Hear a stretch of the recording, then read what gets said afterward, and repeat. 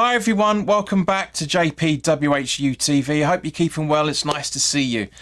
This is Tuesday night, the second of 4 pieces of content hopefully coming up on the channel over the next few days. But we're going to have a guest on again. This is a recap video, but we're going to do it a little bit differently this time round. We're going to do it with talking about both the Backa Topola game and also the Liverpool game on Sunday. But as always, guys, this video is sponsored by the channel sponsor, 3retro.com. Please click the link in the description below that will take you directly through to the West Ham section of their website, where you can purchase some really nice retro gear, guys, as you can see for the one with the Liverpool animation in there as well. There's also very nice polo shirts, sweatshirts and t-shirts made by Umbro and Admiral, so go check those out. Any purchases you make through the link in the description below, the commission the channel would normally be getting, I'll be sending directly on to the charity Iron Supporting Food Banks. They're based in the Newham area and they're helping those in the Newham area and the Essex County and further afield for that matter to help put food on the tables for those that have been really struggling before and after COVID. So guys, go grab yourself a really nice retro shirt. You'll be saving yourself a few quid in comparison to your club shop, and you'll be helping those less fortunate than you and I. So let's introduce Bill back onto the channel. It's been a while since it's been on. Bill, how you doing, mate? Hi JP, yeah, fine, thanks, mate. How you doing? Apart from the usual TFL debacle this afternoon that usually happens, I'm all good, mate. I'm all good. Right, so obviously we've got the international break coming up after this weekend's fixtures. Bill, first and foremost, tell everybody how you're feeling with the fact that we've only lost 2 out of our where is it 6 games now, 5-6 games, and even those have been to the big boys. Yeah, but couldn't have gone much better, mate. To be honest, I don't think any of us really expected to have this many points at the start of the season, and we lost to the treble winners and a side in Liverpool with 18 games unbeaten in all competitions, and we've got a horrific record at Anfield anyway. So 2 results, 2 defeats we kind of expected really, but everything else has been great so far. Yeah, no, I agree. As I say, up until the Slav victory, shall we say, we hadn't won at Anfield since 1952 or something stupid like that. 60. Yeah, and what was it? Something about we haven't scored more than won at Liverpool for more than 5 games since like 100 years or something stupid like that. I mean, it's absolutely crazy. But let's backtrack a little bit though, Bill, and let's go into talking about the Backa Topola game. Just to recap on the starting 11 first and foremost. Fabianski being in goal, with Kera, Mavropanos, Ogbonna and Creswell making up the back 4, Ward-Prowse and Paquetá in the defensive midfield positions, kind of. Kudus, Fornals and Benrahma in the midfield, with Danny Ings up front. So obviously, Bill, I know you've done your blog on it, your blog in it, mate, which was cracking, by the way. Really, I love watching your blogs. They're either very, very long or they're very, very short, depending on how the game goes. But no, it's a great blog. So just for you personally, just to just sum up for the first 20 odd minutes of the first half of the Backa Topola game for us. Yeah, I mean, obviously exactly how it was probably going to play out. They were going to sit very deep, obviously very new to European competition, Backa Topola, and it would have been ridiculous if they come flying out of the blocks and press from the front. They would have got picked apart. So they did a game plan which we kind of expected, and I mean, we dominated the ball, but it was just frustrating. Obviously, we didn't get an early goal. Obviously, we'll talk about it, but we didn't score until obviously the second half. So we had plenty of chances. I think trying to think of which players didn't have a shot on goal.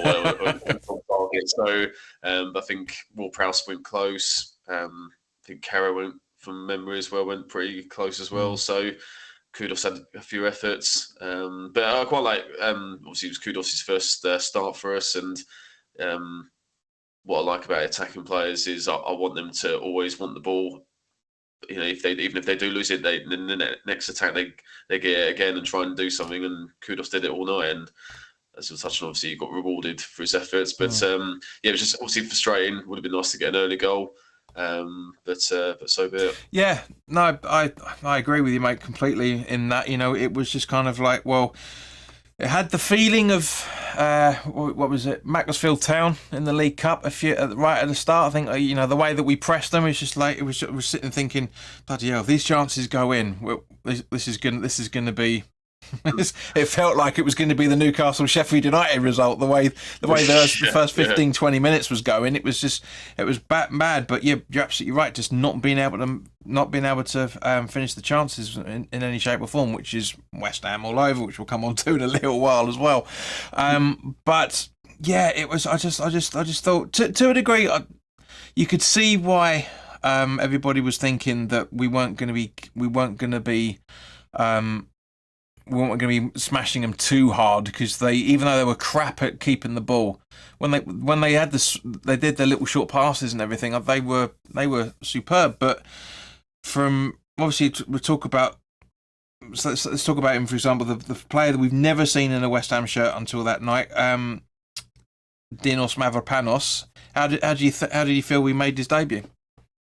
Yeah, I'm really impressed, mate. Obviously he's come back from injury, and obviously he's coming. Into a new team for him, and I was pretty impressed actually. Made the odd mistake, but he's rusty and trying to build his match fitness up. But I was really impressed. I think even though it's early days, I think with the way Aguero's been playing, which we'll touch on when we talk about Liverpool, I think Mavropanos has got to be in with a shout of playing against, certainly Sheffield United on Saturday, I would say. No, I agree. Again, yeah, we will come on to that. But yeah, I thought it was a very, very assured performance from him.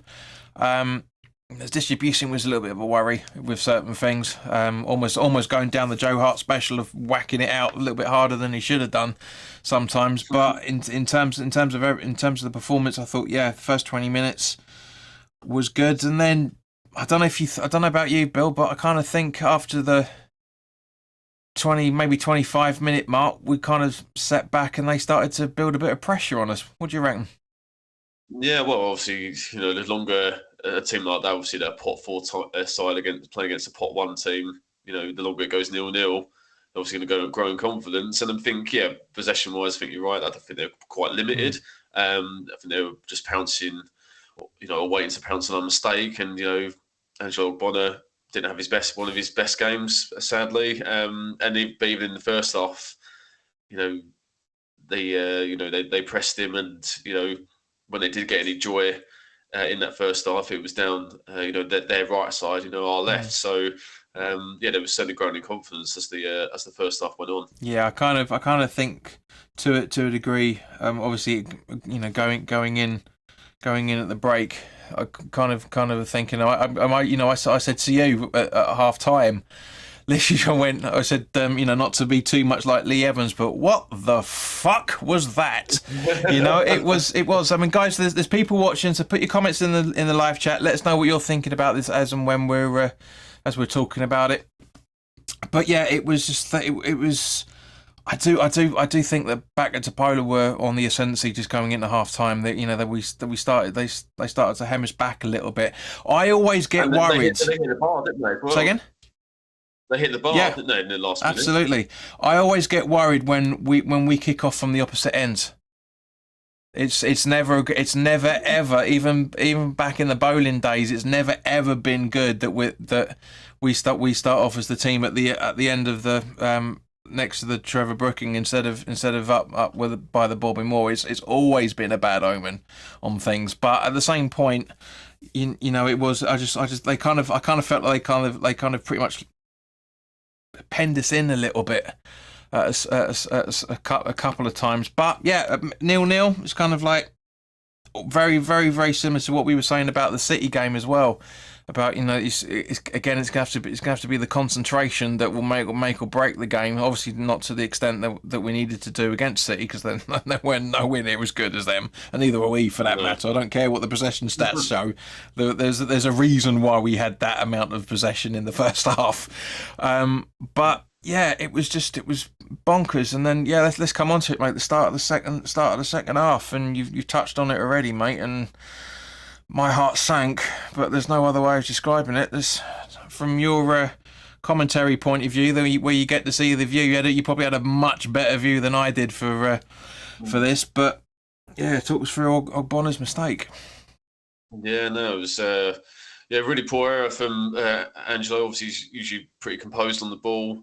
You're pretty relaxed when he has the ball at his feet. But yeah, it was just that nervousness around the stadium throughout the game on the Thursday because it was a pretty shaky performance by Angelo sadly, and typified by the obviously the costly error that led to their goal. So yeah, just daddled on the ball too long, and Stanic, I think it was, who nicked it from him. Ran through on goal, really good finish, composed finish, and shock lead. And we wanted a fast start, and we did get one, but it was from the opposition. So just a complete shock, really. I mean, as I said earlier, I think the only way they were really going to score past us was a mistake, and it was a bad error from Ogbonna. Yeah, I do feel sorry for him, but it's not only just that. I mean, from watching the replay afterwards, mate, the fact that Ogbonna's relatively on his own when that happened is probably one of the other reasons why. I mean, obviously, nobody predicted it, and fair play to Mavropanos. When you watch the replay, he's pegging back as quickly as he can. Really is pegging it back. But yeah, there's arguments to that. I mean, there is a little bit of an argument we could say Areola could have done a little bit better with it. Seemed to be a little bit rash to come out a bit faster than he should have done. But other than that, yeah, it was the best way to try and boost the game up. If you look at it from that point of view, I mean, because I remember just everybody was spitting feathers when that went in the back of the net, but at the same point, it kind of seemed to flick a switch in the players, and we seemed to go up another level. Would you agree? Eventually we did. For about 10, 15 minutes afterwards, I think we were quite shaky. We losing possession. You could hear the atmosphere in the crowd. We're getting on edge. We got to just over an hour, and we're 1-0 down against a team which on paper should wipe the floor with easily. A pot 4 team, inexperienced at this level. Technically not the best side, just sitting to defend. So. And yet we're losing to them. So, always had that faith in. We had it a couple of times in Europe, maybe last season, and even in Europa League before. We're like, okay, once we get one goal, against teams that we're clearly better than, then we'll get a second, maybe a third, and obviously luckily that proved to be the case. But up until we got the first goal, I think it was going to be one of those nights, mate. Yeah, no, you absolutely agree. I mean, obviously, let's talk about Antonio's chance. You could, and unfortunately, there's a chance in the last 3 games where he should be burying it. He should have, should have chipped the goalie for City to make it 2-2, or sorry, 2-1, I should say at the time. And then obviously, and Antonio had a great chance down the left hand side. Was it about halfway through? I think. The second half, give or take. There's some vague memories of it. But I can't remember if it was 1-0 down or 1-1, but yeah, it was a chance you probably should have buried. Yeah, great ball by Backa, not for the first time, but he should have done better. But first touch let him down. Completely. And we'll also go on to number 3 in a little while when we come on to the Liverpool game as well. But yeah, interesting actually, because you would have seen, obviously, for those that haven't seen it. It was awarded as an own goal on the 66th minute by whatever the centre back was, one of the Viches. Where are we? Who was it? I think it was done as Stojic. I think it was own goal, and then posthumously it was actually awarded to Kudus. So technically, the first of 2 goals for Big Mo Kudus. How do you feel? Up until that point, how do you feel that he was playing?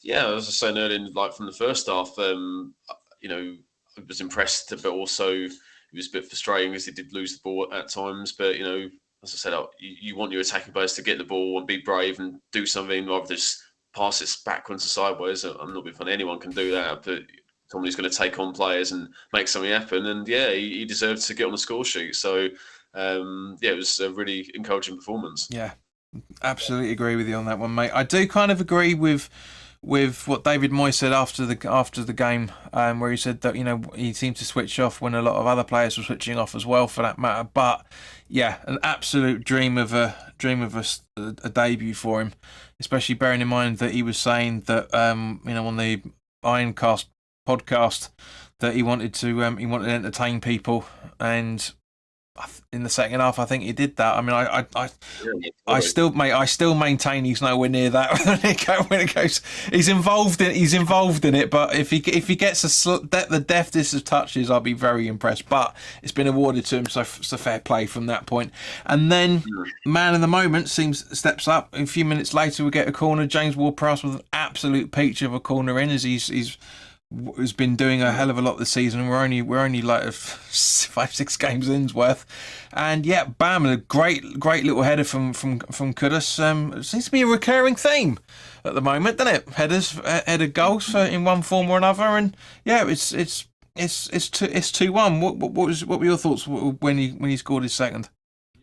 Yeah, well, that was a proper goal, wasn't it? Obviously, it's been awarded to him the first one, a bit scrappy, but the second was a proper header and another fantastic delivery, not for the first time as we've seen this season from James Ward-Prowse. So, but I just want to touch on the first goal, JP. I've got to say that I think Ben Rama's assist was absolutely superb. Yes. For the equaliser, did brilliantly down the left. That's what Ben Rama's obviously capable. I know he's frustrating, can be brilliant, but also crap in the same passage of play. But that was a really good example of some top quality play from Ben Rama, and changed the game, really, you have to say. Getting the equaliser, obviously that cross, but yeah, obviously the second goal, fantastic delivery again from Ward-Prowse, and really top header from Kudus. So fair play to him. Yeah, I mean, from again watching the replay, it looked like he had a fair bit of room, so I don't think they were anticipating him doing that by the looks of it. But yeah, just again superb. You're absolutely right. I mean, that maybe that's a winger thing, that they can piss you off and you love them in the same game. Antonio's been doing that for 15. Well, feels like 15 years. It hasn't been, but it feels like that.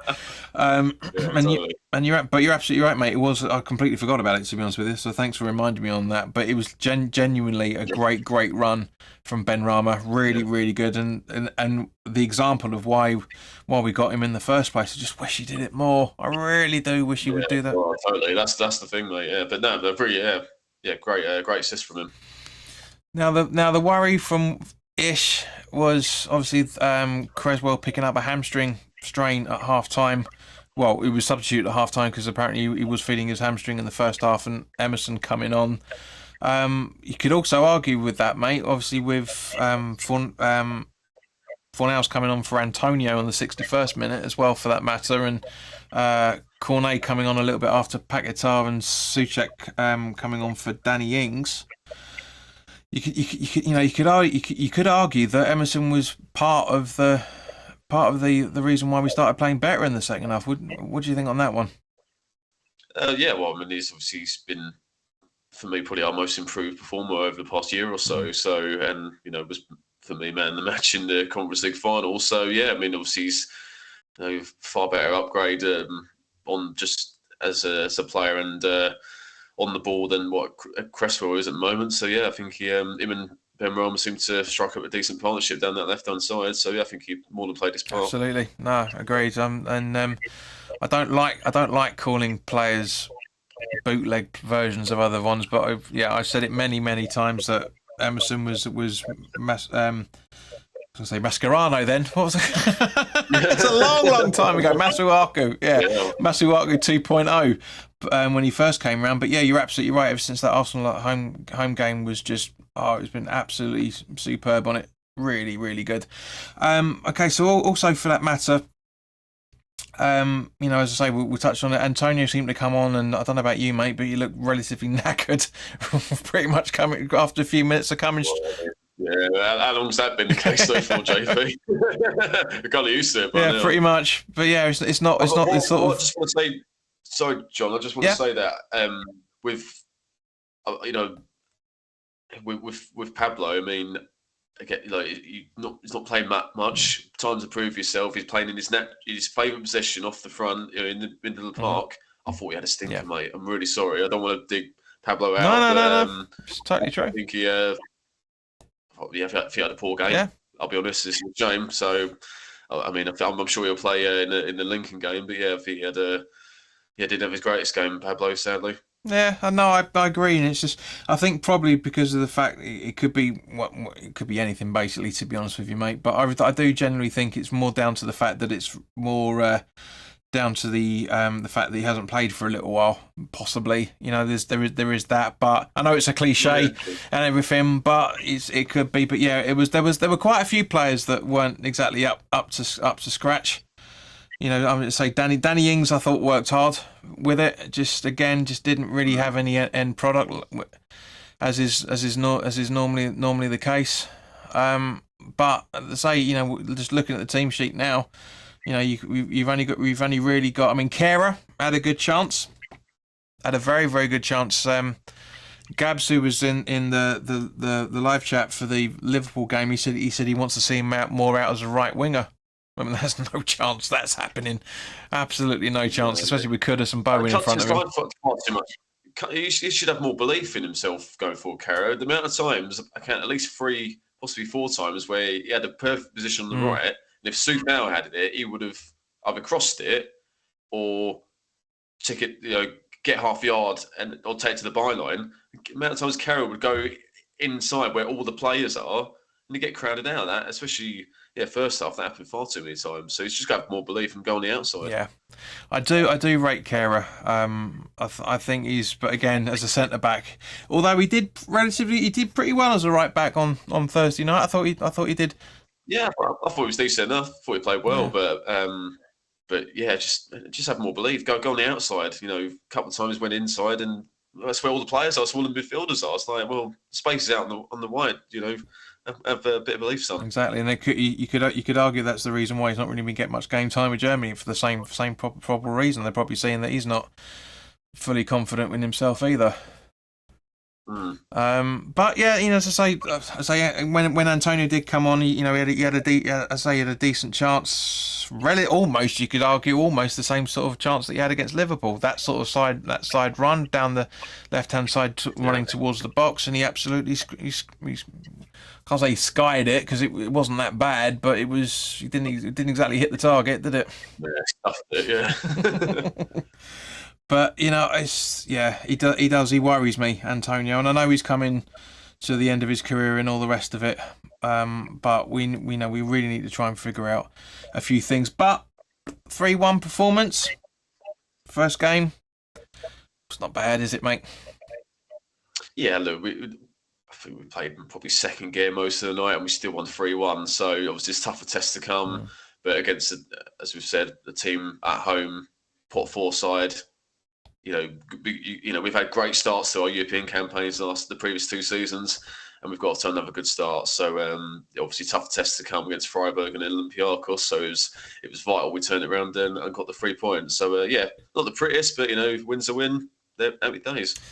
Oh, we're getting back to Allardyce style football now, aren't we? We just the 3 points. The 3 points is what matters most.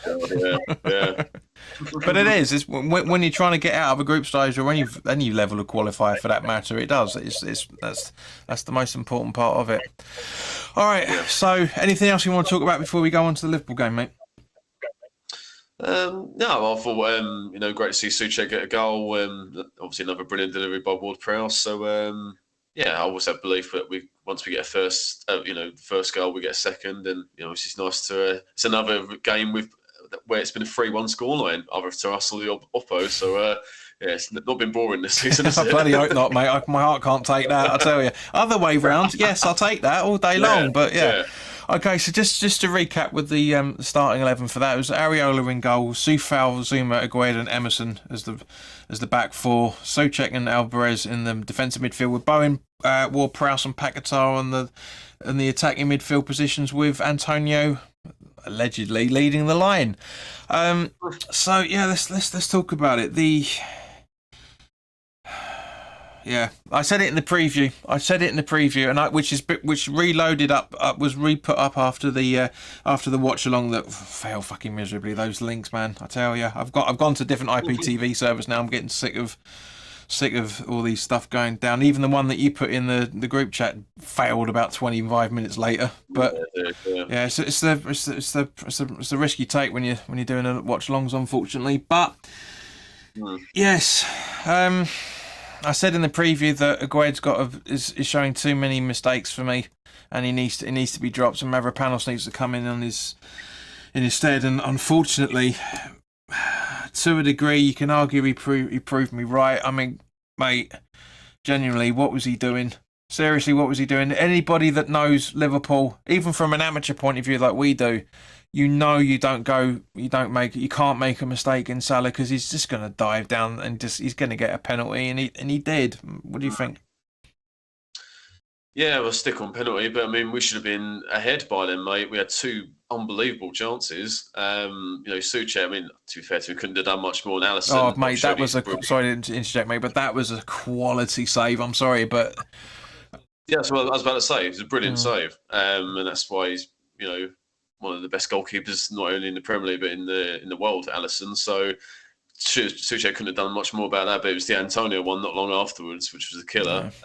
Especially with all the chat, him and Callum Wilson, we're going to finish about Liverpool and all that nonsense. You got to back it up, and he didn't. He played poorly, Antonio, and typified by that shocking miss. Well, you could argue it's two mates just pissing in the wind sort of conversation, that podcast. But I know what you mean. I mean, at the end of the day, it was everything was perfect. Absolutely everything was perfect. The layoff, all right, you can argue his touch wasn't exactly perfect in the build up to it, but at the same point, him getting in there, and it was just, to put it, Nunes did relatively the same sort of thing.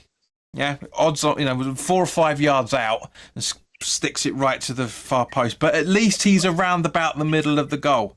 Yeah, Antonio's on the left-hand side with about 6 or 7 yards where Alisson can't get in any shape or form, and he puts it again right towards the far post and into the Scouser Rose Ed, pretty much by the way it looked on the telly. But this is what worries me, mate, is the fact that he's had 3 games and he's had 3 really, really good chances to get a goal, and he's just not doing it in the minute. Yeah, well, obviously he had a blistering start to the season, and but last few games, as you say, he's missed chances. So hopefully he can get his scoring boots back on soon. Hopefully, yeah. They said during the commentary that I think there's more to do in the second half, but they were saying that he's got the highest shot conversion rate, Antonio, so far this season. I was like, What games are you watching, guys? How's that possible? I mean, obviously that probably changed massively after the Newcastle game, but it was just it was bonkers. But yeah, I mean, as I say, mate, you're absolutely right. It was a stonewall penalty, of course, but you just don't do that. You really, really just don't drop your leg out in that sort of position. And to be fair, I can't put any blame on Areola, because it's luck of the draw. We all know it's luck of the draw with these penalties at the minute. Oh, yeah, cool. But I mean, obviously we'll come on to the goals and the goals that actually went in a minute. But the replay of that foul that Bowen got in the box that was waved away. How was that not given if Agued's got a 10th of a touch on Salah as a result of it? Yeah, crazy, mate. Yeah, live it didn't look a penalty, but yeah, as you said, replays it looked an absolute stick on. And a while ago I thought, this top 6-7 bias was a load of rubbish. I thought VAR was meant to level it out, but yeah, mate, it's getting ridiculous now. Each weekend, there's a whole. They should have had a penalty. Look at Wolves on the opening weekend at Old Trafford. Yeah, my goodness. So, and yeah, it was in the Bones challenge on Bowen weren't too far off that. So yeah, we should have had a penalty. Yeah. Yeah, I was just saying, not making excuses for the reason why we lost the game. We know the reasons why we lost it, and we'll come on to that in a minute. But yeah, it was. But to be honest with you, mate, the 15, other than the penalty, I thought we were pretty much quite still well in the game. I really thought we were for the first 15-20 minutes. I thought our attacking movements was good. Our possession, for what it is with West Ham at the best of times, I thought we were playing well. What do you reckon? Yeah, I would add to that being the whole first half. I would say was yeah, it was really good. Like, we kept the ball decently, or a bit, we had a bit more possession than we did, say, away at Brighton, for example. And we looked at Fred. As I say, we had two unbelievable chances to start the match. I should have been ahead before Liverpool took the lead. So, but yeah, I think I like the way we're stroking about. We're playing with the confidence as you'd expect. A side that have only before then had lost one game, to the to the treble winners, Man City. So, Exactly. but especially at Anfield, or those big top 6-7 clubs away from home, you've got to take your chances. And unfortunately, we didn't, and obviously they did. Yeah, you're absolutely right there, mate. And it was. Let's talk about Bowen's goal, right? Because the funny thing is again, watching the highlights back yesterday. Bowen starts and finishes that goal. It was honestly, it was absolutely unreal. The movement because he plays it up to Antonio. Antonio sees that Soufal's running down the wing. Which, by the way, this is his second assist in two Premier League games. So I think he got the assist for the Man City goal, didn't he? Yeah. Yeah, that's right. And so yeah, and a beautiful ball in from him, and a Trevor Brooking-esque. I know a few pundits have been saying it's more Ian Wright-like, but that's more in keeping with Trevor Brooking's FA Cup final header, and it's 1-1. I mean, mate, again, like it was with the Bowen's previous goal away to, what was it, Bournemouth, I think it was. If any other players scoring that, then. And Brighton. Brighton. Sorry, yeah, I knew it began with a B. I couldn't remember which. I know it was the South Coast. I couldn't remember which one out of the two it was. But we've got it both, didn't we? Of course, no, because he's got a point. Yeah, exactly. But yeah, so yeah, Brighton. So yeah, it's just.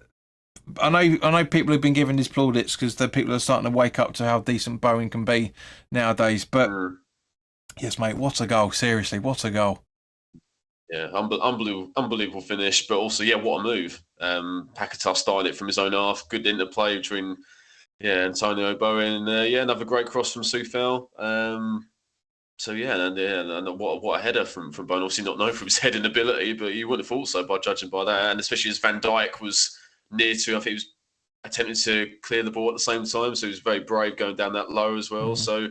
And as we know with Alisson, takes a really good shot to get it past him. So absolutely perfect just before half time as well. Yeah, literally the normal half time anyway. But yeah, a few minutes before it. But to be fair, mate, from what I was able to see, because I couldn't watch a lot of the second half. It seemed that Liverpool seemed to basically just step up a gear a little bit for the second half. I mean, it's understandable they're playing at home, like you said. They're completely unbeaten, bar City for 6 months now, or whatever the period of time it is. Yeah, 18 games in all competitions. Yeah, so they're on fire. Yeah, absolutely, and showing that they're vying for the title again. I mean, obviously, Europa League isn't really going to make that much of an impact on their play. I mean, as we saw when we were waiting for the rain to settle, should we say, on Thursday night for Backa Topola, we saw how much Liverpool were able to turn that game around when they were playing the Europa game just before our game. But yeah, no, it was just. Now, give me your thoughts on the build-up and the goal from Núñez on the 60th minute.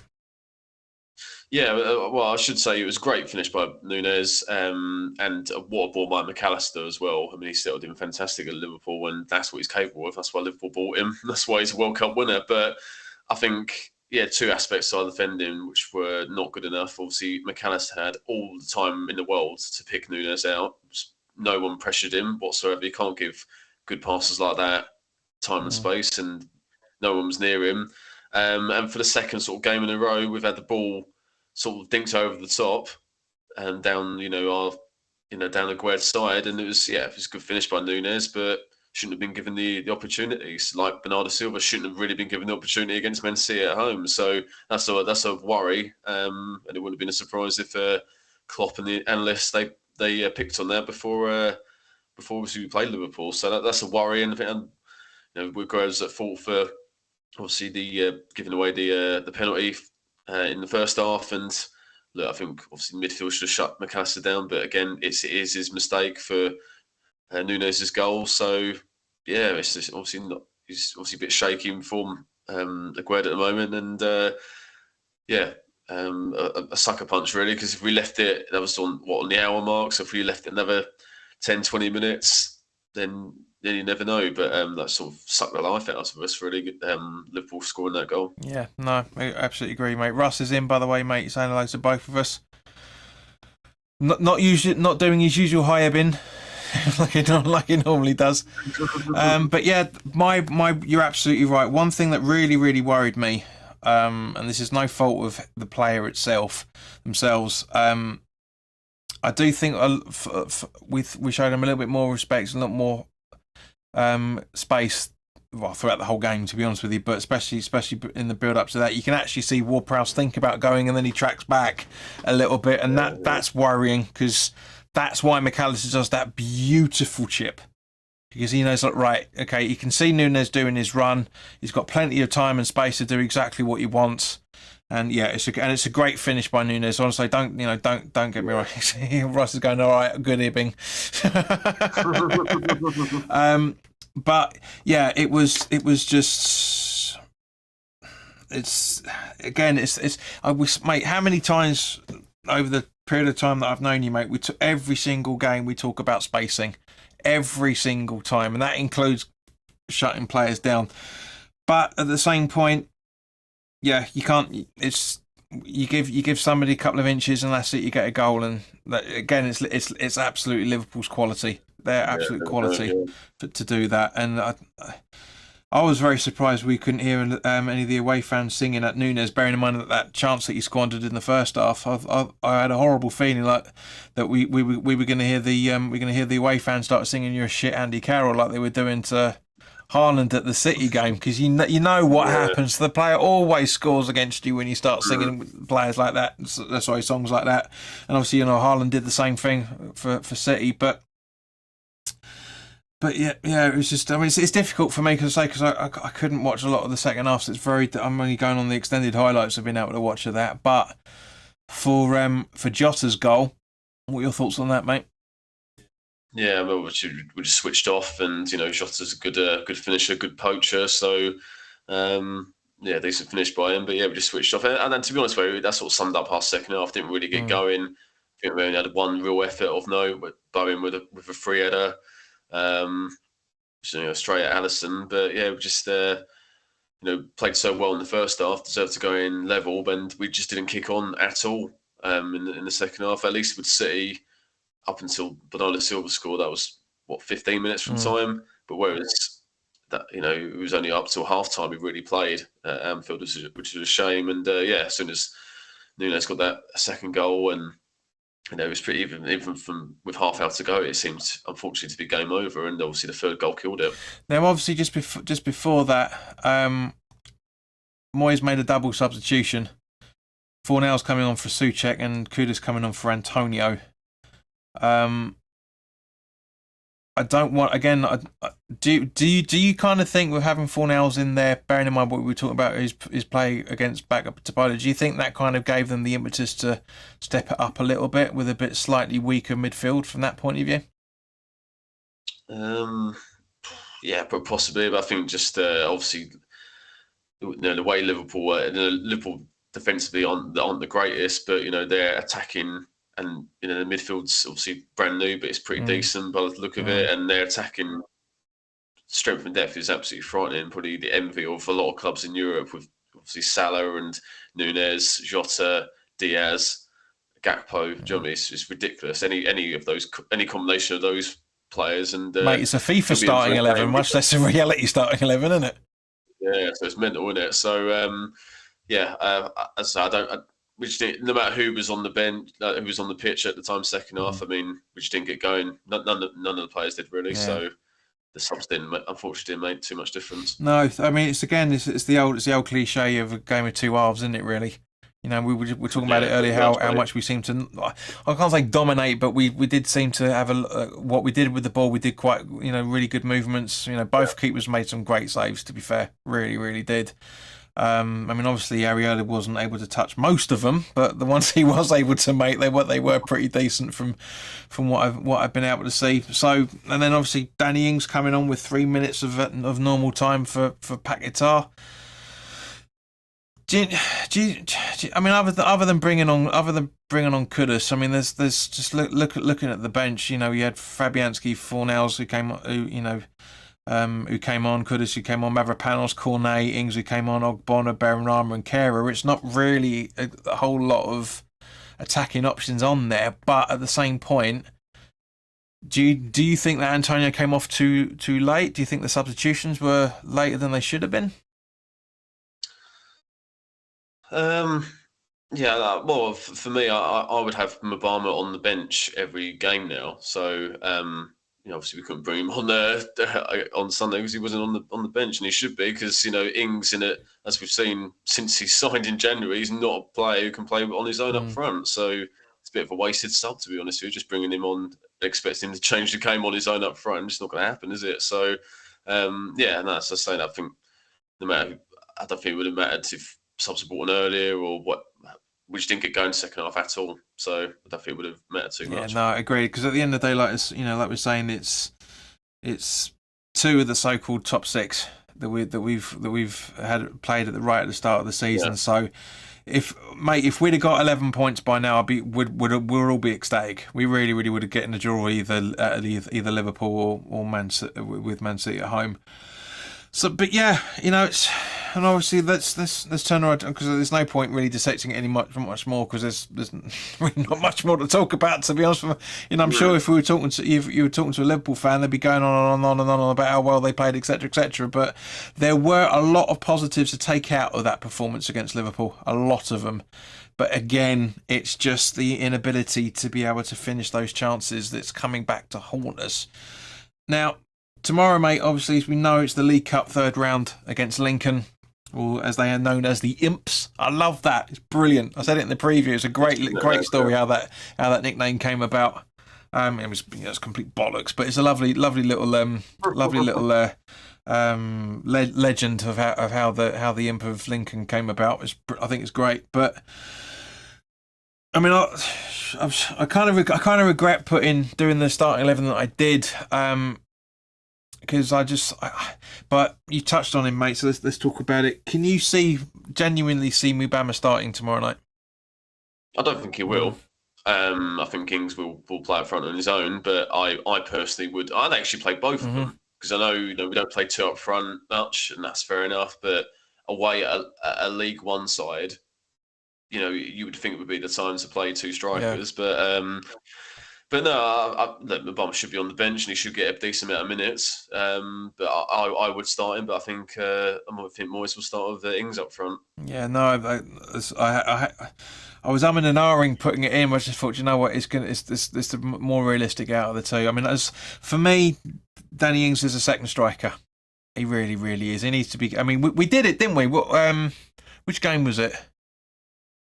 Where we had two up top at the start of relative to the start of the season. Was it Chelsea? No, it wasn't Chelsea, was it? Chelsea was first time. Yeah, I know, but we had two up top. What was it? Anyway, I'll have a look into it and we'll find out. But in the Backa Topola game, Antonio and Ings that's it. Yeah. And that seemed to help a little bit, because Antonio does need a bit of help. Unfortunately, that's why Fornals came off, because he wasn't really helping him. But yeah, I know it's a League One side, etc., but do you think it's going to be an easy game? No, it won't be at all. Because we saw even in the last round, Doncaster, bottom of the Football League, League Two. I know Everton are struggling, but they gave Everton a proper game. And Lincoln are a League One side, and they're at home. Sadly, not on TV, but I'll surprised it's not, with West Ham's giant killing exploits over the years in cup competitions. But yeah, and looking at they're mid-table, they've had a decent start, and only narrowly lost to Portsmouth, who are unbeaten, top of League One. So only lost narrowly 2-1 at the weekend. So, and it won't be that won't be easy at all. I expect the start quality to, no matter, we've got Premier League quality in every position, even on the bench. So no matter who we play, we've got internationals on the pitch. So we should, I think we'll get through. But I mean, it won't be no, it won't be easy at all. Never make things easy for ourselves anyway. Exactly. So let alone against in the cups or whatever, and especially Wimbledon for one. Yeah, and especially as like, obviously we got locked out at this stage last season as well at home to Blackburn on pens. So yeah, we've got to be a lot better. Well, certainly than we were that night. But yeah, it won't be easy at all. They've had a decent start, Lincoln. So, and they're obviously with the home crowd behind them, facing a Premier League side. Naturally their players will, I think will rise to the occasion. Yeah. No, hopefully, mate. I mean, I did say, because I watched that, when I put in the group chat, that honestly, the first 10, 15 minutes of the Pompey game that Lincoln were playing, it was brilliant, really entertaining. It's just like, this is one of the reasons why a lot of people disband Premier League sides and go and watch League One at the weekend and stuff, because it was, honestly, the football was brilliant, really was phenomenally good. One thing I am worried about, and I said in the preview as well, but I do think they're going to defend in droves. They really, really will. I mean, they had 5 at the back when they were defending against Pompey, for Pete's sake. It's probably going to be like a 9-1-1 formation when we're in possession. I really think it's good. I think they really are going to be. I think it's going to be shades of the Luton game. I know Luton are obviously a Prem side, but the way small pitch, they've had 5 at the back. It was like playing a cup game against Luton. And then obviously, I think Lincoln are League One, and I think they'll go into it with the same, sort of game plan, defend deep and try and pick us off. And you can't really blame them for trying to rely on set pieces. So, it won't be easy. But as I say, I think our quality will shine through eventually. I mean, yeah, we're going to see at least 9 or 10 changes in comparison to Liverpool. Probably not that far off what we saw for the Backa Topola game, to be honest with you, mate. Yeah, pretty much. Yeah. I'm just kind of the doubt I've got about it. I'm obviously I want us to get through to the next round. It'd be brilliant. Don't get me wrong, but I'm just kind of, that's, you touched on what one of my biggest fears about it was just the fact that if it is going to be like the Luton game, can this second string really give the opposition a go? Because at the end of the day, they're all going to be genuinely, now the way that the squad is, are all going to be fighting for their places now, no? Yeah, well, totally. So, but it's up to those on the pitch. If you haven't had many minutes, like Cornet, I expect will start, and maybe a few others. Well, this is your chance to prove your case. So, it should be full concentration is going to be required. Okay. I'm going to buck the trend, because I don't normally ever do this, and every time I do this is a really, really bad thing, but I don't care. It's score prediction for tomorrow night. 2-0 win.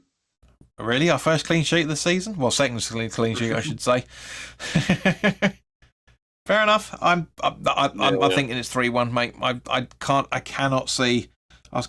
Another 3-1. I can't see us keeping a clean sheet. I really can't. So for some of the attacks that we saw Lincoln do against Pompey, I think they can expose us a little bit. I really do. I want to be proven wrong. Don't get me wrong, mate. If it comes out 2-0, you're having one crack of a birthday, mate. I'll tell you on Saturday. Russ has said should be you can tell he's a bloody Arsenal fan. Should be easy enough for you guys. You've not been paying attention to what West Ham do in the cups at all, mate, have you? You really haven't. Bill touched on it earlier as well. It's never take anything for granted when you say, because we lost out to Sheffield, as you mentioned, we lost out to AFC Wimbledon a few years ago. Yes, okay, counteract that. Literally 5 years ago tonight, we battered Macclesfield Town 8-0, but it doesn't happen all that often. Before we wrap this one up, mate, is there anything else you want to talk about before we do? No, I think it'd be interesting if which players will start, because there'd be obviously this Cornet who's made a couple of sub appearances, but for me, I'd be interested to see if Ben Johnson's going to play tomorrow, because he hasn't. I'm not sure he's been on the bench either this season. He certainly hasn't played in the He was game. He was on the bench for the Backa Topola game, if I remember right. But that's about it. But he certainly hasn't been on the pitch. So I would, as long as he's fit, then I'll certainly play him tomorrow. It's a good shout, mate. It's a good shout. Especially bearing in mind with all the contract hoo-ha that's going around at the minute. That might be one of the reasons why he's not getting much squad time, much less game time. But it's a good shout. Didn't think of that, actually, mate. Yeah, I'd be very surprised if he's not in and around that right back start. But you can't drop Kera for how he played against Backa Topola, though, surely. Well, I'd play Johnson. I wouldn't necessarily play Emerson, especially if Cresswell's injured or whatever. I'd play Johnson at left back. I think he's more than good enough to play against a League One team at left back. Well, you say that. Take his Man City debut out of the equation, mate. You know how much I love him, but the last few years, I mean, Liverpool away last season, for example, the amount of errors he made that gave them goals, it was. But I know what you mean. Yeah, at the end, like I said in the preview, if whatever side that goes out tomorrow night, if they can't beat a League One side, no disrespect to any Lincoln fans at any point, but if a Premier League side cannot beat a League One side, that's a worry, and that's a January conversation. One thing I do want to touch on that though, mate. Your thoughts on Jesse Lingard? Apparently, according to TalkSport, wanting to get 135 grand a week. Yeah, well, that's it's his career at the end of the day. So and not be funny if Jesse was tearing up trees in training, was fully fit, was showing sort of the form, as much as you can in training that he did when he was on loan at us. I think he would have been off the contract a while ago. Our season doesn't really obviously hinge on him signing or not. So his career, if he wants to go, then fine. So exactly. I mean, that's the other question. I think that's what David Moyes was asking himself, and Lingard as well, for that matter. Out of the squad that we've got, who does he genuinely replace? He can't replace Kudus. He can't replace Paquetá. He can't replace James Ward-Prowse. He can't. He could replace Ben Rama-ish. That's it, isn't it? Really? That's maybe Fornals. That's about it. Yeah, there's no point paying a bench player. Yeah, more than 100 grand away if he wants to earn there and go Saudi or whatever. then okay, fair enough. But there's no point us paying obviously that load of money. We had the problem with Jack Wilshere paying all that money and him barely playing. So yeah, just let him go, I guess. And again, I always praise the club when they learn from their errors. And again, it looks like the club is seriously learning over the last couple of years, and this year as well. It's like you're absolutely right. Would have bowed down to him a few years back and gone, yeah, that's fine. We just need you. Whereas now we've got 24-man squad. I mean, I know that the juniors don't count, but we've still got a 24-man squad, including the juniors. So we're getting there, mate. We are getting there slowly but surely. I think we'll be both retired by the time we get to levels we should be at. But no. In the meantime, guys, thank you very much for everybody that's been watching. The chat's been very quiet, unfortunately, but it's understandable. It's not at the usual time that we would normally do it. But I didn't want to overload everybody yesterday with a preview and then this broadcast an hour later. But yeah, if you've stuck around, thanks very much, Russ, for your cheeky little comments in there. But it's always good to have him around. If we can find a decent working stream and I get home in time, we'll definitely do the watch along for the League Cup game tomorrow. If not, I'll do a video summing up the game as well. But yeah, keep an eye out for that. And also. See, I knew this was coming.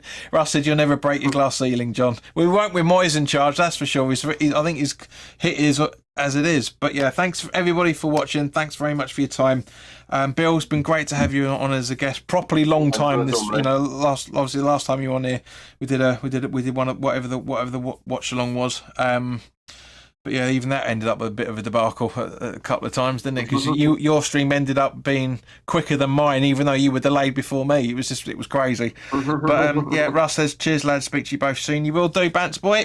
But in the meantime, guys, I say the preview for the Sheffield United game is going to be available on Thursday as well, so keep an eye out for that. But in the meantime, look after yourselves, enjoy the rest of your week, and I'll see you very, very soon. All the best now. Take care.